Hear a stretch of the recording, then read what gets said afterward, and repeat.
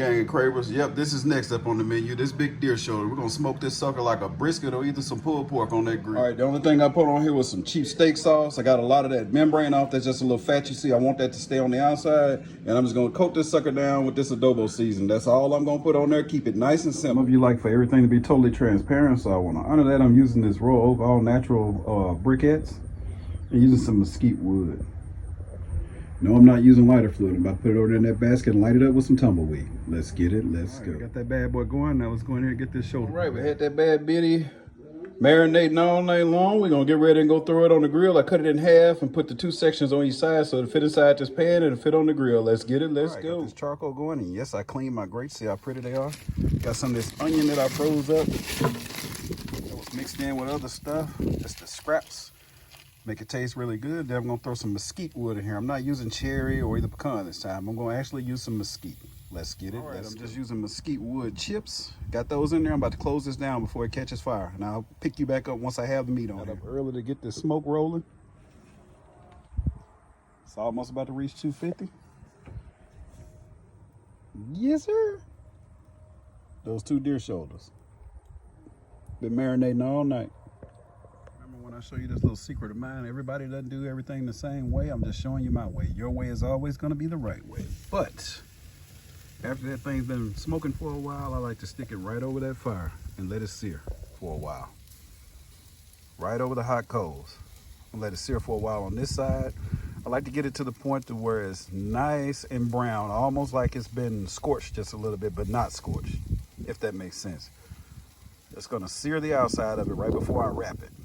Where to hold all that juice in. That's my way of doing it. It's always worked all these years. You can still keep trying your way, but I always like to try new ways. I always remain teachable. Let's get it. All right, we got that temp up to 300.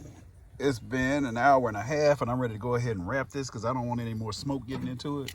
Of course, with the butcher paper, smoke will still get in there, but it won't be as heavy.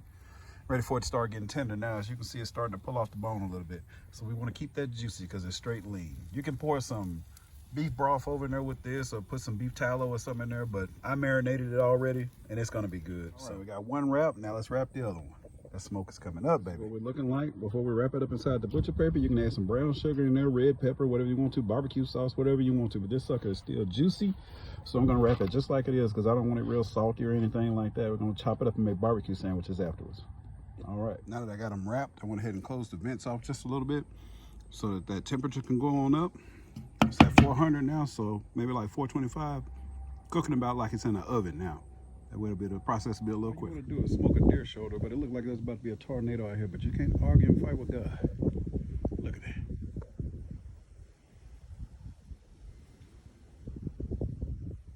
All right, just a little habit that I have. You don't have to do this. I like to switch the meat around, turn it over when it's in the butcher paper, and put the one that was closest to the heat in the back and the one that was farthest from the heat in the front. Coals are still hot. It's been an hour and a half. Let's get it. Let's wrap this meat at 2 o'clock. It is now 5. Let's turn my meat probe on. Let's check the temp.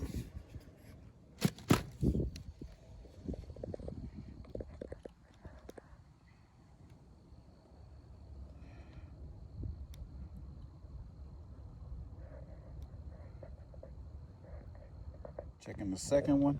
That was the first one. You see the holes in there. Now I got it down inside the second one.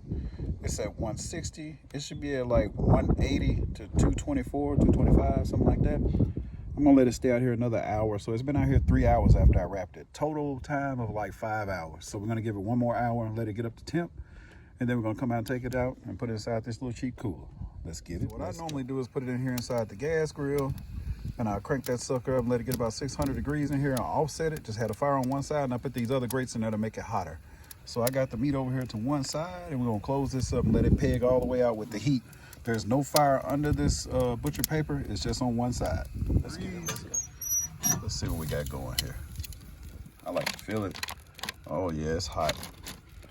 Let me get it out of this butcher paper and I'll show you what we got inside the pan. Let's get it, let's go. All right, total smoke and cook time of this was 5 hours, but you can see the bones popping out.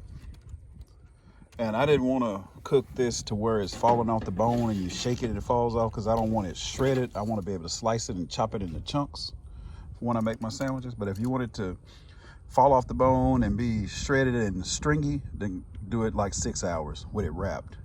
But otherwise, it's gonna be like steak. I'm gonna get this in the house and go cut some up right quick. It's gonna be delicious. All right, just got this off the smoker. I didn't want to smoke it wrapped for the total 6 hours. I just did 5 so it can stay like the consistency of a steak. I didn't want it like pulled pork or shredded beef. But if you want it to fall off the bone and be shredded and kind of stringy where you can chop it up, then do it for 6 hours. But anyway, I'm going to get this sliced up and show you what the inside looks like. Let's get it. Let's go. Right, I got some sliced up. That's the burnt ends. You can see the smoke ring on it. And it is absolutely delicious. I tried some earlier, but this is how I like to chop it up for my barbecue sandwich. See how soft it is? It's not dried out. Absolutely delicious. You should try it. Let's get it. Let's go. See you in the next video. Now, come on, y'all. You know I wasn't going to leave you like that. Of course, I'm going to show you that smoke ring inside of this bad boy. All that good bark. It's not dried out. It's juicy. Look at that.